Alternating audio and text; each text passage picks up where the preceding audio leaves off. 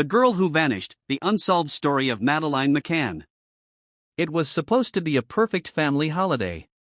In the spring of 2007, Kate and Gerry McCann, both doctors from Leicester, England, flew to the sunny Algarve coast of Portugal with their 3 young children, Madeleine, age 3, and her younger twin siblings, Sean and Amelie. They arrived in the quiet beach town of Praia de Luz, checking into a family-friendly resort called the Ocean Club. It was safe, picturesque, familiar, the kind of place British families return to year after year. They had planned it carefully: warm weather, close friends, and a routine that allowed them to relax while keeping the kids on schedule. They weren't alone. They were joined by 7 other friends, all British, most with children, a group that would later become known in headlines around the world as the Tapas 7. Every evening around 8:30 p.m. Once the children were asleep in their respective apartments, the adults would gather at the resort's tapas bar for dinner. It was just a short walk away. They'd take turns getting up every 20 to 30 minutes to check on the kids. It seemed harmless, responsible, even. Until the night of May 3rd. The disappearance. That Thursday evening unfolded like any other. Madeleine, wearing pink and white Eeyore pajamas, was tucked into bed beside her twin siblings. Her parents checked on the children before joining their friends at the restaurant. At 9:05 p.m., Gerry returned to the apartment and found everything normal. But when Kate went back at 10 p.m., she entered to silence, an unnatural silence. The bedroom window was open. The shutter was raised. And Madeleine's bed was empty. She ran back to the restaurant, screaming, "They've taken her! Someone's taken Madeleine!" Panic rippled through the group. Within minutes, they were searching every corridor, every bush, every unlocked door. Resort staff were alerted. The Portuguese police were called. But those crucial early hours, the so-called golden window, ticked by with confusion and chaos. No one saw anything. No one heard a scream. Madeleine McCann had simply vanished. The investigation. The following days saw a flurry of activity. Portuguese police, sniffer dogs, and hundreds of volunteers combed the area. Flyers were distributed. Borders were alerted. Airports were watched. And yet, no trace. No witnesses. No fingerprints. No DNA.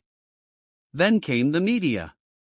Within days, Madeleine's face was everywhere: front pages, news broadcasts, posters in every airport in Europe. The image of a wide-eyed little girl with a slight coloboma, a rare marking in her right eye, became instantly recognizable around the world. Donations poured in. Celebrities joined the campaign. Even the Pope met the McCanns. For a while, it felt like the world was united in one cause: finding Madeleine. But beneath the surface, the investigation was faltering. The Portuguese police, unused to international scrutiny, found themselves under intense pressure. Mistakes were made. The apartment wasn't sealed properly. Forensics were delayed. Conflicting statements weren't clarified. And then, in a stunning twist, suspicion turned inward toward the parents themselves. A dark turn. In September 2007, 4 months after Madeleine disappeared, the Polícia Judiciária declared Kate and Gerry McCann arguidos, formal suspects. The theory? That Madeleine had died accidentally in the apartment, and her parents had covered it up. It was a claim that tore through the press like wildfire. But there was no body. No physical evidence. Just speculation and growing tension between the British and Portuguese authorities. By July 2008, the case was officially shelved. The McCanns were cleared of suspicion. But Madeleine was still missing. And the world began to move on. The years that followed. Over the next decade, the case took on a life of its own. Sightings came in from Morocco, Malta, even Australia. None led anywhere. Theories spread online like wildfire, some plausible, others deeply cruel.